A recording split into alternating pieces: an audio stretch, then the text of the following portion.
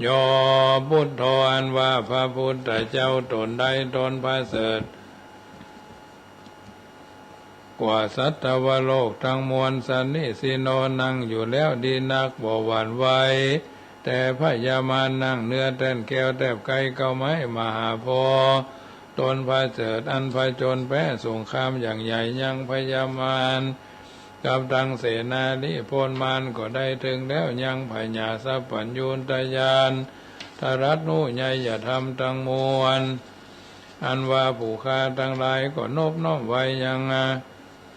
พระพุทธเจ้าตนป่าแพ้แล้วแก่พญามารนั่งเนื้อแต้นแก้วแทบไกลเก้าไม้มหาโพธิ์ตนประเสริฐอันผจญแพ้สงครามอย่างใหญ่ยังพญามารกับดังเสนานิพนธ์มารอาการจริงก็ได้ถึงแล้วสัมโพธิยังพญาสัพพัญญูตญาณทรัตหุใหญ่อย่าทำทั้งมวลอันว่าผู้ฆ่าปัณณมามีก็นบน้อมไว้โดยกายวจีมโนตังพุทธังยังพระพุทธเจ้าตนนั่นแลอันว่าโยมกะธรรมโมอันว่ามกะธรรมอันใดอันประกอบด้วยองค์8ประการสมาธิทิอธิโกอันมีสัมมาทิฏฐิเป็นต้นอริยปัตโตอันเป็นหนทางอันนี้ไกลจากบาปอันเป็นหนทางเส้นสื่อบ่กดบ่เลี้ยวโมฆะปะเวสายะเพื่อเข้าสู่นิพพานอันพ้นจากทุกข์ในวัฏสงสารแห่งคนทั้งหลายก็มีแลโหติก็มีแลอายังมัคคะธรรมโมอันว่ามัคคะธรรมอันนี้อันสันติกโรอันกระทำมือบาประงับดับหายสุทัสโสนโยอันมีนัยยะอันควรจะหูจะหันยากนักปานิยานิโกนำสัตว์ออกจากวัฏสงสารโอติก็มีแลอาหังอันว่าคาปัณณมามีก็นบน้อมไว้โดยกายวจีมโนตังธรรมังยังพระสัทธรรมเจ้านั่นแลโยสังโฆอันว่าพระสังฆเจ้าหมู่ใดอันบริสุทธิ์จากบาปวราตกินโยอันควรฮับเอาตานันพาเสริฐแห่งคนและเทวดาตั้งหลายสันตินทนิโยอันมีอินทรีย์ตั้ง6ระงับดีนักสัพพมาระปาหิโนอันมีมละคือกิเลสละได้เสียแล้วอนาสะโวอันหาอาสาวะธรรมบ่ได้สามิธิปันโตอันใดถึงแล้วยังความสำลิดทีบรมวรโดยหมู่คนทั้งหลายอันมากโหติก็มีแลอาหังอันว่าข้าปัณณมามีก่อนบน้อมไว้โดยกายวจีมโนตั้งสังฆังซึ่งพระสังฆเจ้านั้นแลอาหังอันว่าข้านะมามีก่อนบน้อมไว้พุทธังยังพระพุทธเจ้าทรัตใหญ่อย่าทำทั้งมวลคุณอาสาขรันตังอันมีคุณบันดังน้ำมหาสมุทรอาหังอันว่าคานามามิก่อนบน้อมไว้ธรรมังยังพระสัทธรรมเจ้าโมนิราชเตสิตังอันพระพุทธเจ้าอักเทศนาอาหังอันว่าคานามามิก่อนบน้อมไว้สังฆังยังพระสังฆเจ้าโมนิราชสาวกังอันเป็นลูกศิษย์ฟังคำสอนแห่งพระพุทธเจ้าอาหังอันว่าคานามามิก็นบน้อมไว้คำมาทานาตายกาจาริยังครูบาอาจารย์เจ้าอันเป็นกรรมฐานาตายกานิพพานามากุเทสกังอันสำแดงของแห่งนิพพาน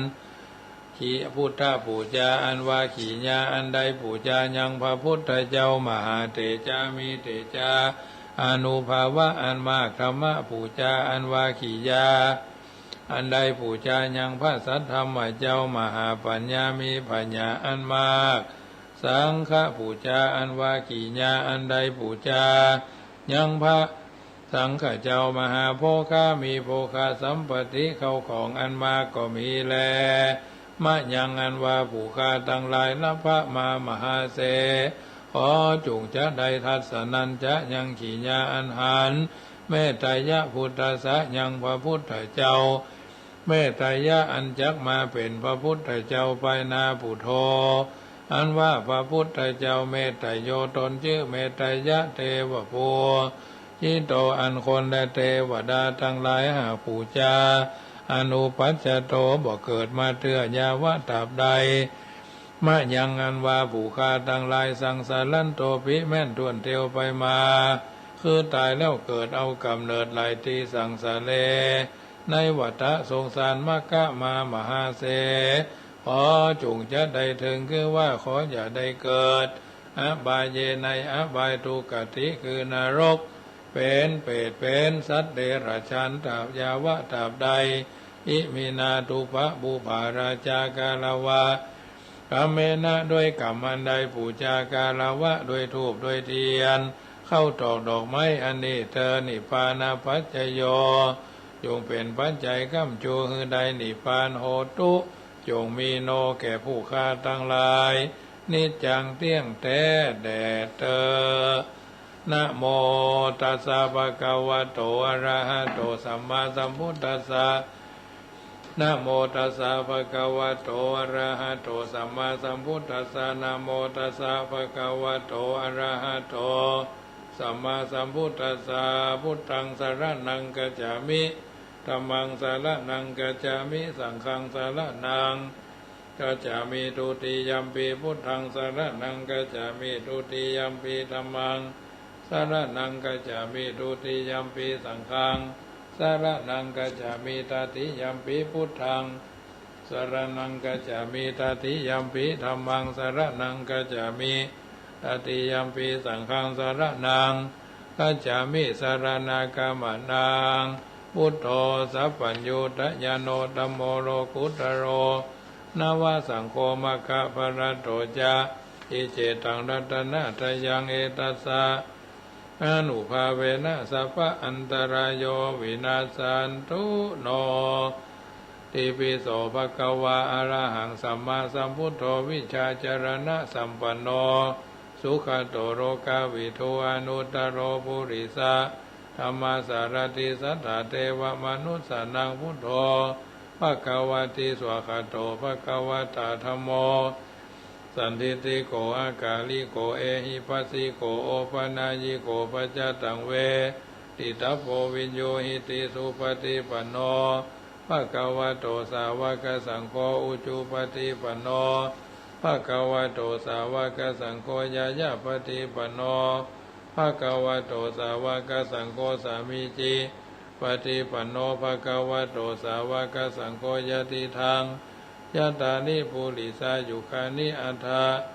ปุริสาบุคราเอสาภะคะวะโตสาวกสังโฆอาหุนยโย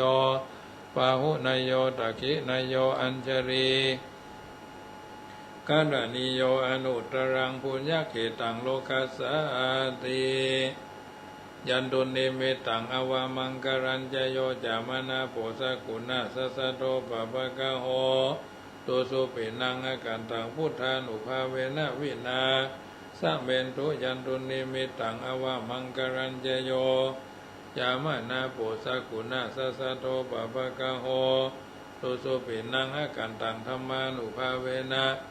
วินาสัมเบนตุยันตุนิมิตังอวามังกรัญจโยยามนาโพสกุณะสัสสะโตปะปะกะโหตุสุปินังอาการตังสังฆานุภาเวนะวินาสเมนโต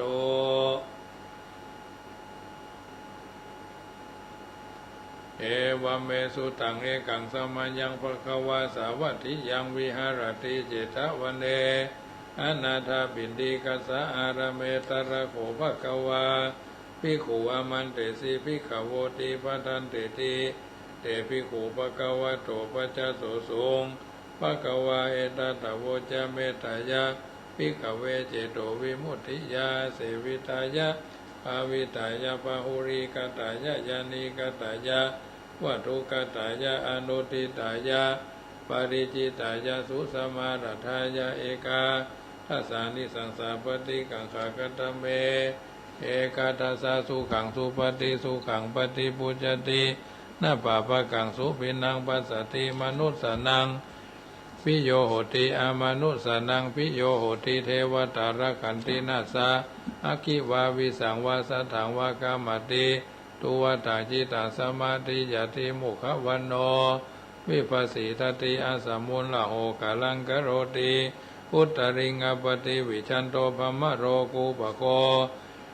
โหติเมตตายะภิกขเวเจโตวิมุตติยาอาเสวิตายะภาวิตายะภาหุรีกตายะยานิกตายะวัตุกตายะ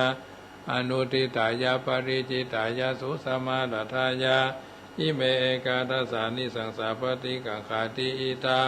มะโวจะภะคะวะอัตตมนาเตภิกขุภะคะวะโตภะสิตังอภินันโดนเตติปิโสภะคะวะตานะปารมีสัมปันโนตานะอุปปารมีสัมปันโนตานะปรามัทธาปารมีสัมปันโนเมตตาไมตรีกรุณามุทิตาอุเบกขาปารมีสัมปันโนอิติปิโสภะคะวะศีลปารมีสัมปันโนศีลอุปปารมีสัมปันโนศีลปรามัทธาปารมีสัมปันโนเมตตาไมตรีกรุณามุทิตาอุเบกขาปารมีสัมปันโนอิติปิโสภะคะวะเนกขัมมะปารมีสัมปันโนเนกขัมมะอุปปารมีสัมปันโนเนกขัมมะปรามัทธาปารมีสัมปันโนเมตตาไมตรีกรุณามุทิตาอุเบกขาปารมีสัมปันโนอิติปิโสภะคะวะปัญญาปารมีสัมปันโนปัญญาอุปปารมีสัมปันโนปัญญาปรามัทธาปารมีสัมปันโนเมตตาไมตรีกรุณามุทิตาอุเบกขาปารมีสัมปันโนอิติปิโสภะคะวะวิริยะปารมีสัมปันโนวิริยะอุปปารมีสัมปันโนวิริยะปรามัทธาปารมีสัมปันโนเมตตาไมตรีกรุณา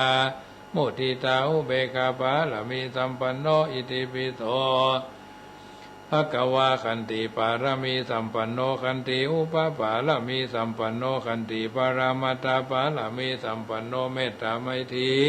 กรุณามุทิตาอุเบกขาปารมีสัมปันโนอิติปิโสภะคะวะสัจจะปารมีสัมปันโนสัจจะอุปปารมีสัมปันโนสัจจะปรามัตถ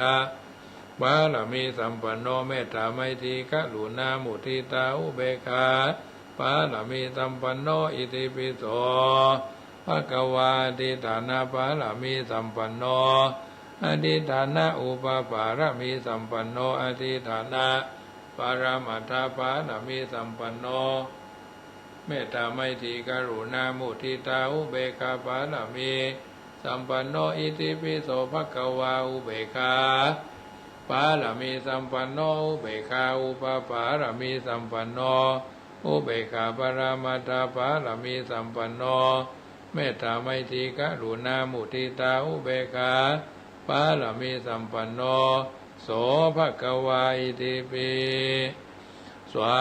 ธุสวาธุพระปัญญาปารมี30ตาสวาธุพระปัญญาปารมีวัดแวดล้อมวิริยาปารมีอ้อมระวังดีศีลปารมีบังออกบังดาเมตตาปารมีพาแพ้ทางปืนทานะปารมีเป็นปืนดังต่ออุเบกขาปารมีก็เป็นเวียงสัจจะปารมีแวดระวังดีเป็นไม้ไตรกันตีปารมีกลายเป็นหอกเป็นดาบบังนาไม้และปืนไฟอธิฐานะปารมีพันดาบไปทุกแห่งแข็งแข็งแห้งแห้งป่าฝูงหมู่มารพิสร้างภัยเพศทุกทวีปอบที่ปังไฟนีนั่งทอดละนีอัศจรรย์โสสะเหมือนฟันอยู่ข้างๆน้ำนาทีนองกวางดอกกวางแตกตีฟ้องละนองละนอกกลายเป็นข้าวตอกดอกไม้ถ้าไหวปู่เจ้าพระแก้วแก่นไต้สตันพระผู้ทางจงมาภายโปรดอนุญาตตดโปรดผู้ค้าแท้ดีลีแม่ทอดดันดีออกมาหีดมวยผมอยู่ที่ท่าจ้างหายคายพระจังงาซับดินพ่นน้ำนาที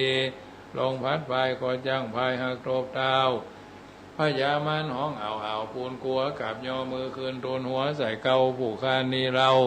ได้ชื่อว่าลูกศิษย์พระพุทธเจ้าผู้มีบุญสมปานอันมากนักพระพุทธเจ้าจึงตั้งพระปัญญาปารมีไว้เกาจันทั้งไว้ทั้งหน้าก็ได้เกาจันทั้งไว้ทั้งหลังก็ได้เกาจันตั้งแต่หัวแผ่วตีนก็ได้เกาจันตั้งแต่ตีนแผ่วหัวก็ได้เกาจัน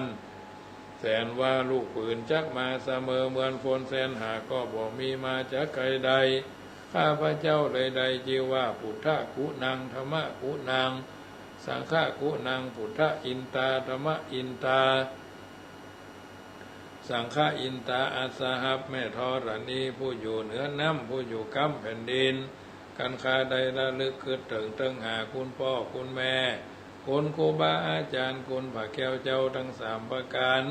คือคุณพระพุทธคุณพระธรรมคุณพระสงฆ์คุณแดดคุณฝนคุณน้ำคุณลมคุณไฟคุณกุศลเจ้าก็ดีคุณนางอุตราเจ้าก็ดีคุณพระปเจกเจ้าก็ดี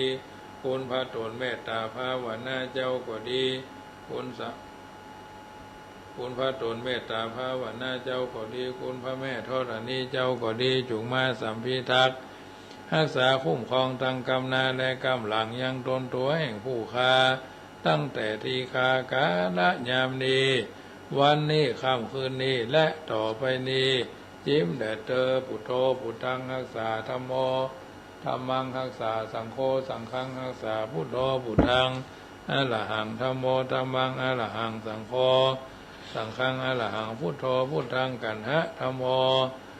ธัมมังกันหะสังโฆสังฆังกันหะอายุธัมโม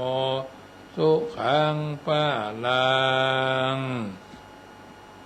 เอาละญาติโยมสาธุชนท่านผู้ฟังทั้งหลายภาคแรงวันนี้ผู้ธรรมะเป็นปฏิภรณ์เนออัตตนาหิกตังป่าปังอัตตราชังอัตตสัมภวังอภิสัพอภิมัตถทติทุมเมทังวชิรังวัมหยังมณีสนิมเกิดแต่เนื้อในตนการกินกัดเนื้อเหล็กจนกร่อนขรำบาปเกิดแต่ตนคนเป็นบาปย่อมทำโทษซ้ำใส่ผู้บาปเองบุคคลควรทำความดีเพียงตั้งแต่วันนี้ทีเดียวภัยเล่าจะฮู้ว่าความตายจะมีในวันพุธเพราะว่าพัดเพี้ยนกับมัจจุราชผู้มีเสนามากย่อมบ่พ้นด้วยประการทั้งปวงญาติโยมท่านผู้ฟังทั้งหลายธรรมะอันเป็นคำสอนในทางพุทธศาสนาก็ถือว่าเป็นอาหารใจกับทุกคนที่ตั้งใจฟังกันนำไปพิจารณาปรับใจบางทีบางครั้งก็อยู่ในสภาวะที่เราจำเป็นจะต้องทำใจทำจิตทำใจแปลงใจเนาะเดินทางชีวิตไปจนกว่าจะถึงจุดประสงค์ที่เราวาดเราหวังเอาไว้ว่าคนหว่านพืชหว่านผลบนนาไร่หวังจะได้พืชผลที่ตนหมายดังผู้ที่ทำดีไว้ทั้งใจกายผลมากมายได้สมหวังดังตั้งใจคนทำชั่วไม่กลัวบาปคิดหยาบช้าหมายมุ่งหน้าทำชั่วใส่ตัวไว้ผลชั่วซามตามเผารนจนตนทุกข์ใจทำอย่างไรได้อย่างนั้นผลทันตาเพราะฉะนั้นผลทันตาฉะนั้นสิ่งต่างๆเหล่านี้ถือว่าชีวิตเราท่านทั้งหลายนั้นในโลกนี้บ่มีเครื่องหมายไผๆก็ฮู้บ่ได้ลำบากทั้งลำบากน้อยลำบากนักแต่ประกอบด้วยทุกข์สัตว์ทั้งหลายผู้เกิดมาแล้วบัดตายด้วยความพยายามอันใดความพยายามอันนั้นบ่มีเลยแม้อยู่ได้ถึงชราก็ต้องตายเพราะสัตว์ทั้งหลายมีอย่างนี้เป็นธรรมดาผลไม้สุกงอมแล้วย่อมหล่นบ่ม่วงก็ดีบ่เป้าก็ดีเนาะบาอื่นบ่หนุนก็จะชื่อว่าถึงเวลามันก็หล่นไปตามกาลเวลาชื่อว่าย่อมมีภัยเพราะจะต้องล่วงหล่นลงไปในเวลาบ่เมินบ่นานไม่ช้าฉันใดสัตว์ทั้งหลายผู้เกิดมาแล้วชื่อว่ามีภัยเพราะจะต้องตายเป็นนิจฉะนั้นมีภัยอยู่ข้างฟ้าปู่ย่าตายายปู่ย่าเฮาท่านทั้งหลายพ่ออุ้ยแม่อุ้ยก็ตายกันไปตามเวลาเพราะฉะนั้นสัพพะเลอก็ดีอย่างทุกเจ้าก็ดีนะโดยมากนี่ก็ได้สัมผัสนะอย่าตมาภาพก็ถือว่าชินเป็นธรรมดาเนาะ เวลาทาบ้านเฮานี่ล้มหายตายจากเริ่มแรกเพิ่นก็จะใกล้จะตายพวกก็นิมนต์ไปเทศนาธรรมเนาะไปเทศนาโอ้ท่านมหาป้าขอลำบากเนอะเพิ่นจะฟังธรรมว่าเอาไปถึงก็โอ้ไปถึงขึ้นเงินไปเอารถมาครับสัก3 โมงเนาะท่านมหาว่างตอนใดถ้าจานพุทธจานการพุทธเนี่ยเขาหลัง3 โมงเนาะเอาได้เลยอย่าไปอุ้ยแก้วรูนเนี่ยตอนแม่แรงวันเนี้ยสมมติวันนี้เนาะมันพูกเพื่อจะตายก็มันพูกสัก8 โมงเขาจะนิมนต์ท่านมาเทศนาธรรมเนอะทำมาอย่างก็ได้แล้วแต่ท่านหันชอบกินข้าวงายเรียบร้อย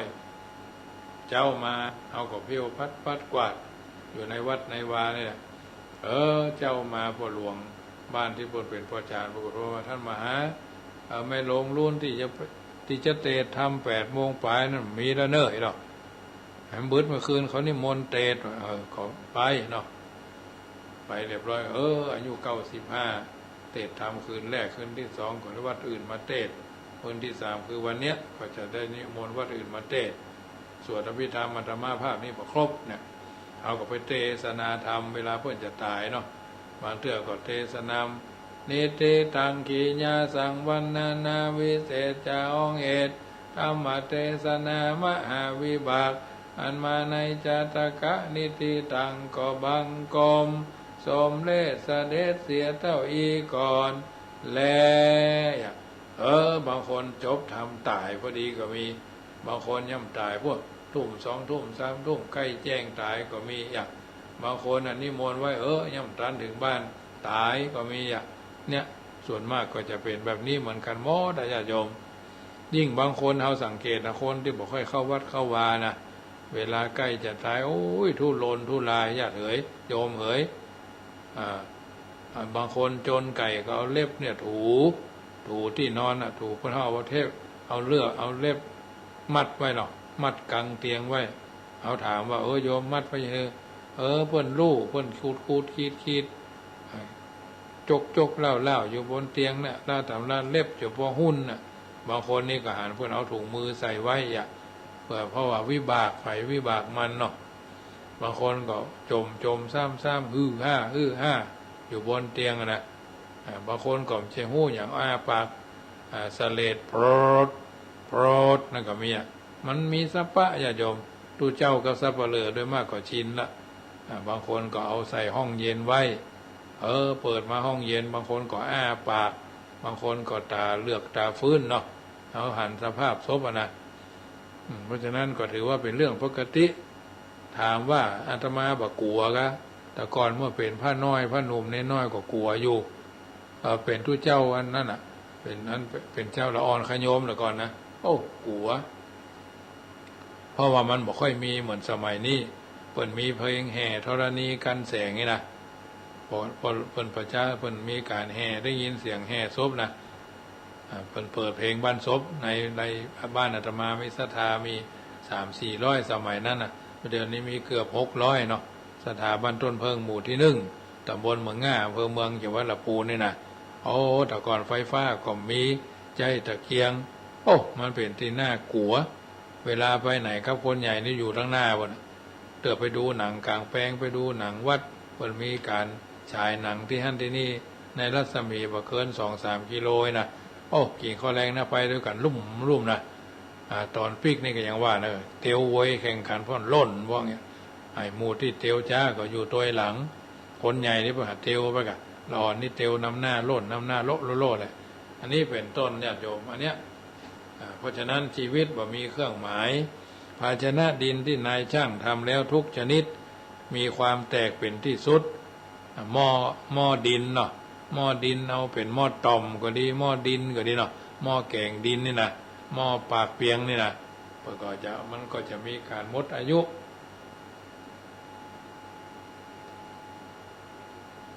มีการหมดอายุเหมือนกันถ้ามันมีหมดอายุก็คนขายไปได้ขายน้ำต้นก็ดีน้ำหม้อที่เพิ่นเอาใส่หม้อกินก็ดีเนาะชีวิตของสัตว์ทั้งหลายก็ฉันนั้นถึงพ่อใจถึงแม่ยิงถึงใหญ่ถึงเท่าถึงหนุ่มกับน้ำก้อมน่ะมันถึงมีสภาพเดียวกันหมดมีมฤตยูเป็นไปในเบื้องหน้าด้วยกันทั้งหมดเมื่อ สัตว์เหล่านั้นถูกมฤตยูครอบงำแล้วต้องไปปรโลกโลกนี้อยู่เพื่อจะไปโลกหน้าไปเพื่อจะอยู่พ่อแม่จะปกป้องบุตรไว้ก็บ่ได้หมู่ญาติพี่น้องจะปกป้องญาติก็บ่ได้ท่านจึงหันเหมือนเมื่อหมู่ญาติของสัตว์ทั้งหลายผู้จะต้องตายกำลังแดดูรำพันอยู่โดยอาการต่างๆให้หุยให้ห้องเนาะว่าโอ้แต่ก่อนนี้ให้หุยกันได้กะเดินดึกเดินกลางคืนพ่อตายแม่ตายโอ้ยให้เอิกอะสัตว์ผู้จะต้องตายอยู่ผู้เดียวเท่านั้นอ่ะผูกมฤตยูนำไปเหมือนควายเหมือนงัวที่เขาจะนำไปฆ่าถูกนำไปตัวเดียวฉะนั้นอันความตายและความแก่กำจัดสัตว์โลกนี้เพราะเหตุนั้นนักปราชญ์ราชบัณฑิตทั้งหลายทราบชัดสภาพของโลกนี้แล้ว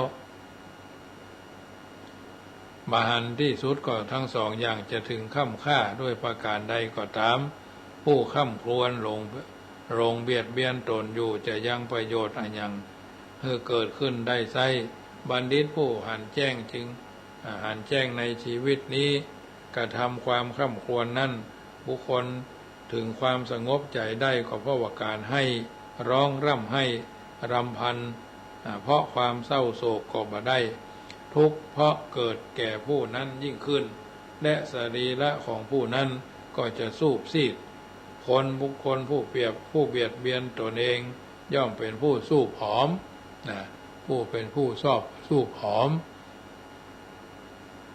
มีผิวพรรณเศร้าหมองสัตว์ทั้งหลายผู้ละไปแล้วย่อมรักษาตนบ่ได้ด้วยความรำพันยังละความโศกความเศร้าบ่ได้ตกอยู่ในอำนาจแห่งความเศร้าโศกย่อมถึงทุกข์ยิ่งขึ้นท่านจึงหันคนแม้เหล่านั้นผู้เตรียมจะดำเนินไปตามยถากรรมและสัตว์ทั้งหลายในโลกนี้ผู้มาถึงอำนาจแห่งมัจจุแล้วกำลังปากันดิ้นรนอยู่ทีเดียวก็สัตว์ทั้งหลายย่อมสัมพันธ์ด้วยอาการใดๆอาการนั้นย่อมแปรเป็นอย่างอื่นไปในภายหลังความพลัดพรากกันเช่นนี้ย่อมมีได้ท่านจึงดูสภาพแห่งโลกเถอะว่ามานพแม้จะพึงเป็นอยู่100 ปีหรือยิ่งกว่านั้นก็ต้องพลัดพรากจากหมู่ญาติละทิ้งชีวิตไว้ในโลกนี้เพราะเหตุนั้นบุคคลพึงฟังพระธรรมเทศนาของพระอรหันต์แล้วหันคนผู้ล่วงลับทำกาละแล้วกำหนดรู้อยู่ว่าคนผู้ล่วงลับไปแล้วนั้นเฮาบ่พึงอู้ได้ว่าจงเป็นอยู่แถมเตอะพึงกำจัดความรำพันเสีย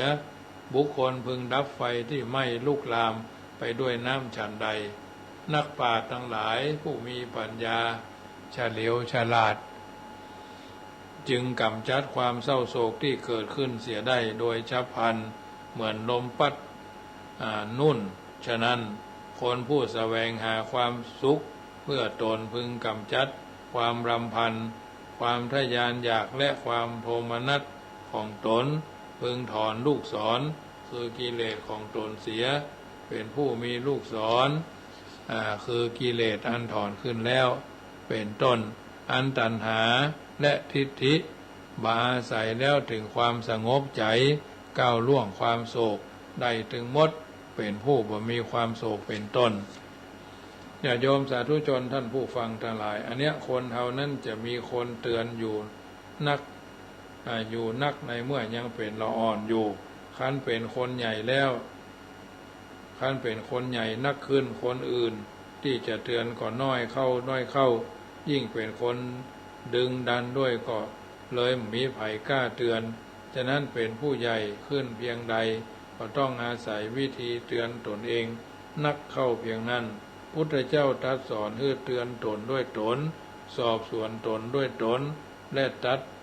ถึงผลว่าผู้ที่มีสติครองตนจักอยู่เป็นสุขอันเนี้ยท่านจึงกล่าวเอาไว้เป็นข้อเตือนจิตชีวิตใจชีวิตนี้ช่างเหมือนใบไม้ร่วงเกิดแล้วตายง่ายเหมือนใบไม้ที่แตกปริแล้วร่วงหล่นไปตามกาลเวลาเมื่อใดเกิดความสงสารจิตใจไม่อยากหันความทุกข์ของไผ ก็เข้าใจว่าเมื่อนั้นเมตตาเกิดขึ้นแก่จิตแก่ใจเฮามาเป็นลำดับแล้วนะน้ำธรรมคำสอนส่วนนี้นำมาเป็นปฏิภรณ์กับบรรดาญาติโยมทุกคนที่ท้อแท้ที่ท้อถอยเนาะทำชีวิตที่มีพลังทำชีวิตที่มีกำลังที่จะฟันฝ่าอุปสรรคไปตามการตามเวลาอันใดอันหนึ่งถ้าหากว่าเอาหันเอาหู้เอาได้สัมผัสก็พยายามเอามาปรับใจเดินทางชีวิตโดยมีหลักยึดหลักประพฤติแต่ละวันจะไปปล่อยให้มันว่างเว้นไปบ่ได้สร้างสิ่งที่เป็นมงคลกับตัวตนเอาทุกวัน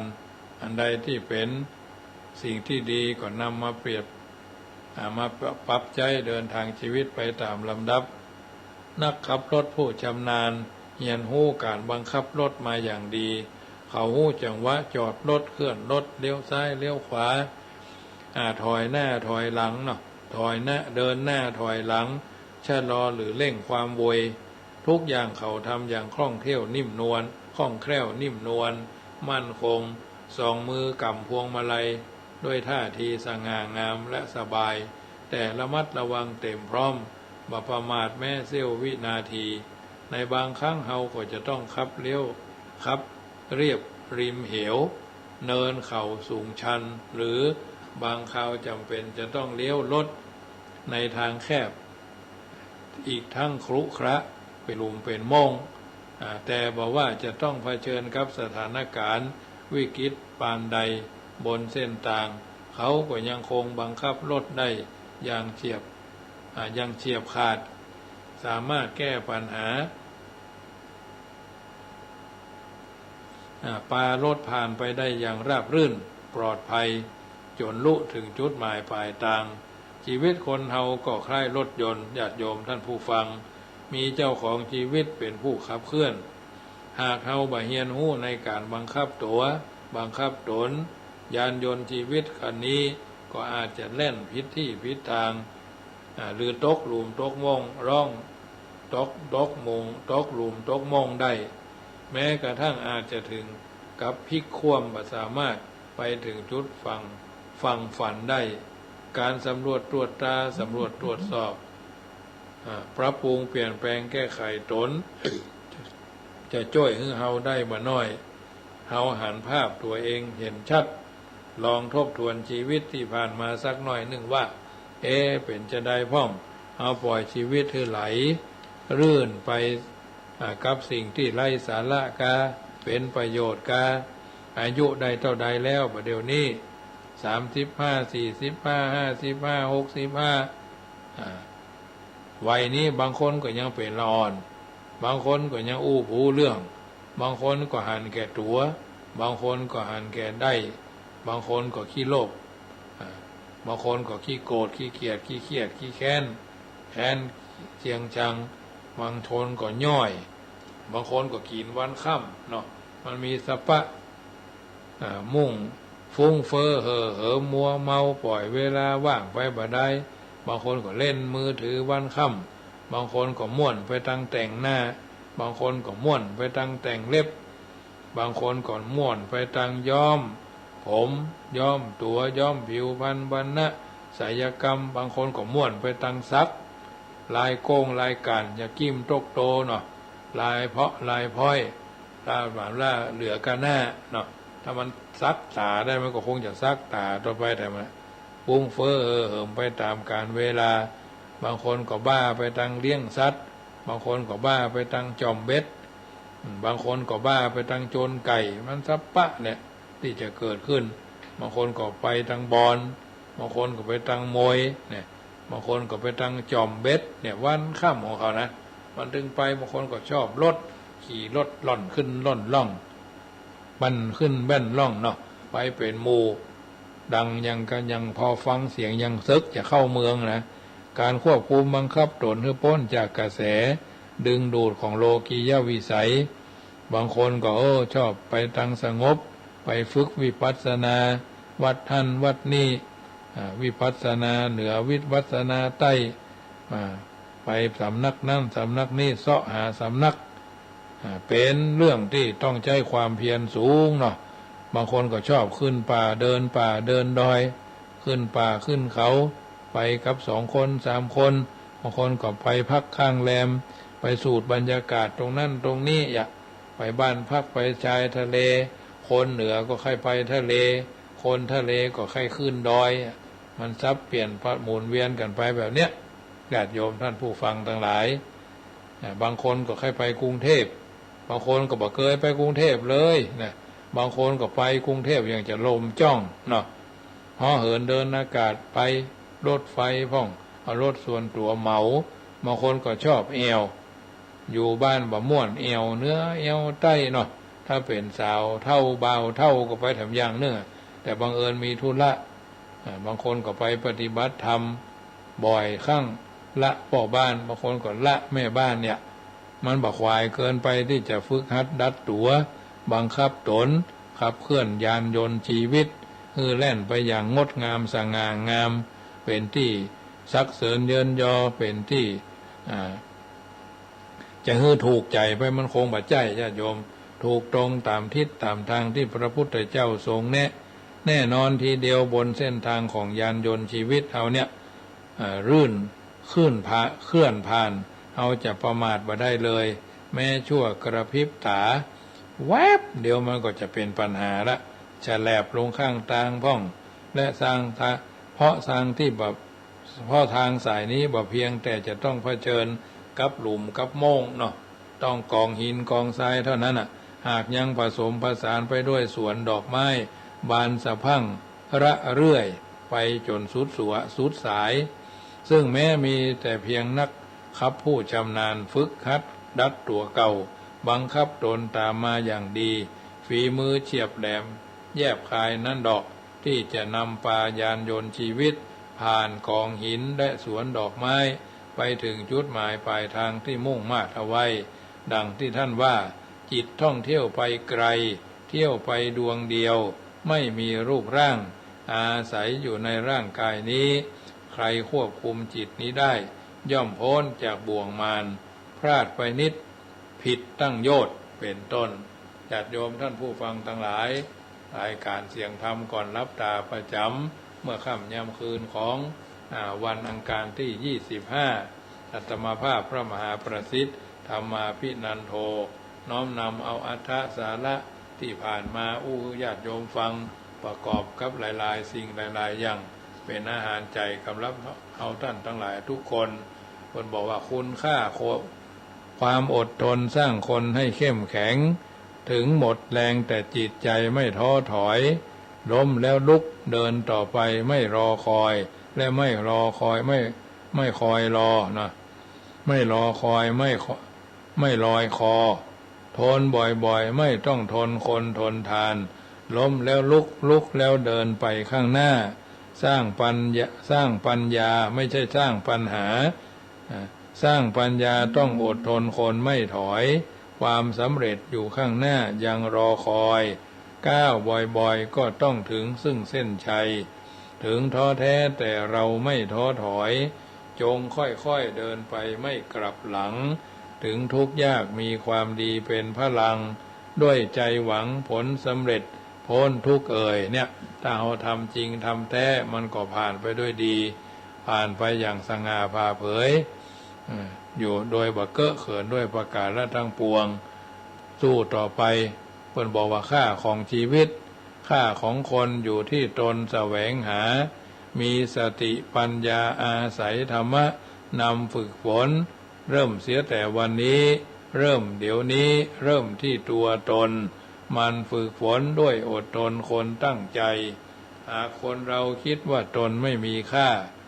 ปล่อยเวลาจะหาค่ามาจากไหนเราต้องคิดเราต้องทำให้เป็นไปก่อเกิดให้ซึ่งคุณค่าน่าชื่นชมอันคุณค่าของคนดีที่หาได้อยู่ใกล้ๆในตัวเรามองให้เห็นดีทั้งนอกดีทั้งในดีให้เป็นสงบเย็นเห็นคุณค่าว่าความดีโยวัสสตังจีเวอปัสสังธรรมมุตตมังเอกาหังชีวิตังไสยโย ปัสสโตธรรมมุตตมังผู้หันพระธรรมอันประเสริฐมีชีวิตอยู่วันเดียวประเสริฐกว่าชีวิตอยู่ถึง100 ปีเพราะบหันธรรมใดเลยชีวิตไม่มีค่าชีวิตดีมีค่ามีราคากว่าเงินทองชีวิตที่ดีงามต้องพยายามด้วยตนเองค่ำแรงวันนี้ทัทาสาธุชนท่านผู้ฟังทั้งหลายฟังอยู่ทางบ้านเป็นจะใดก็โทรศัพท์ทักทายกันมาได้เนอะ0615476539ธรรมะเรื่องความตายเป็นจะใดกลัวก็กลัวตายก็ว่ากลัวป่วยสำหรับอาตมาภาพนี่กลัวป่วยเนาะไม่ได้กลัวตายมันถึงตายด้วยกันหมดอ่ะนะมันบ่จะฮู้ว่าเขาจะตายเมื่อใดแต่ความเจ็บความไข้ได้ป่วยเนี่ยเจ็บแข้วเจ็บกลางเจ็บเนื้อเจ็บตัวเจ็บหัวเจ็บต้องเนี่ยมันเจ็บอย่างหันชัดๆเนี่ยเพราะฉะนั้นเอาท่านทั้งหลายก็เดินทางชีวิตมาถึงวันนี้เดินทางต่อไปจนถึงจุดประสงค์และเป้าหมายบางทีบางครั้ง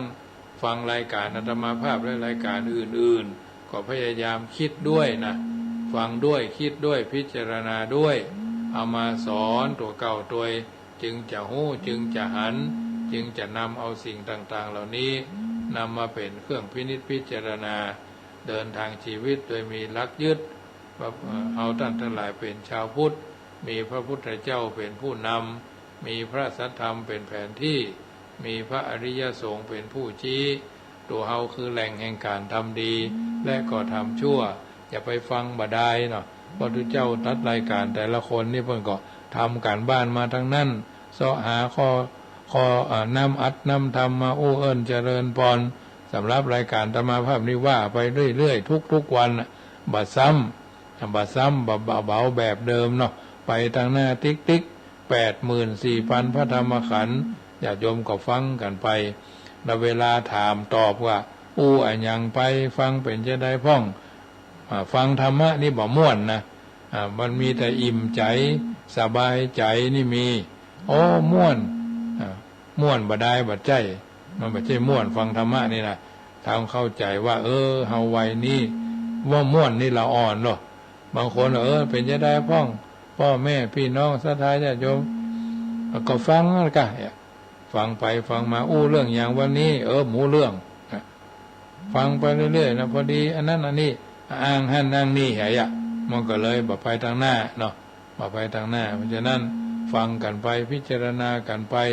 ในสิ่งที่ดีเพราะธรรมะอาตมาภาพป้อนให้ญาติโยมเนาะเก็บตวงเอาสิ่งที่ดี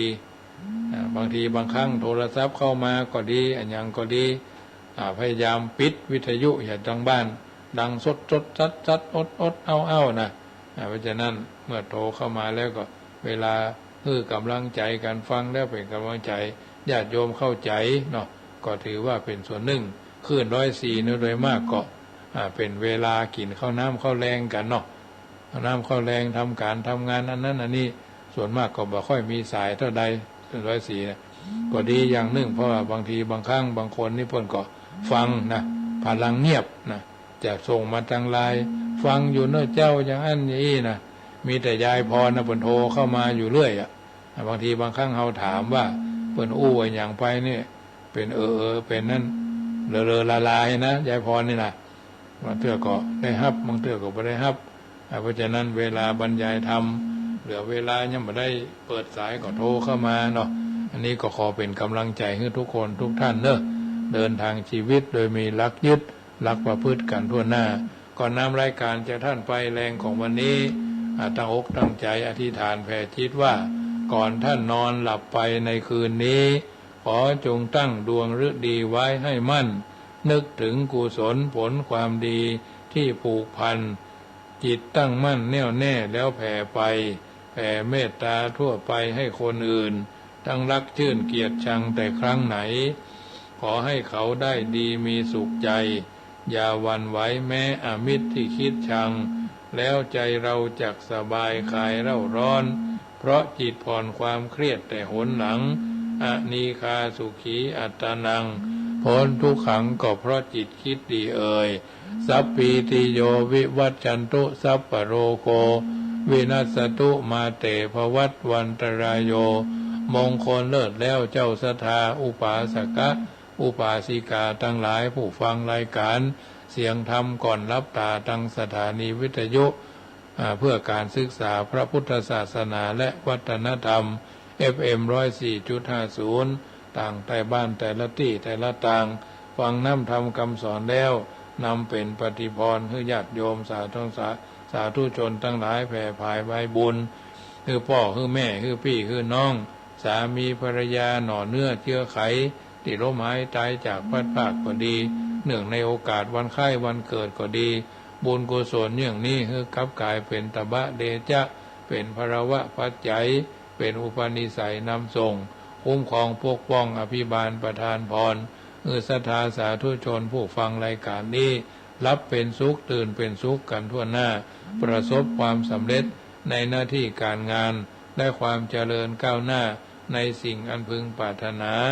นั่นจุงจักมีพุทโธบังซ้ายธัมโมบังขวาสังโฆบังกายาอะระหังบังเกสาอะระหังพุทโธนะโมพุทธายะสัทธาโสธีภะวันตุโวอายุวันโนสุขังปะลัง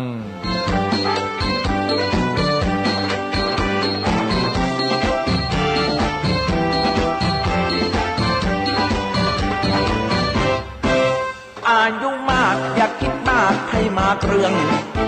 คิดให้เปลืองเวลายิ่งมีน้อย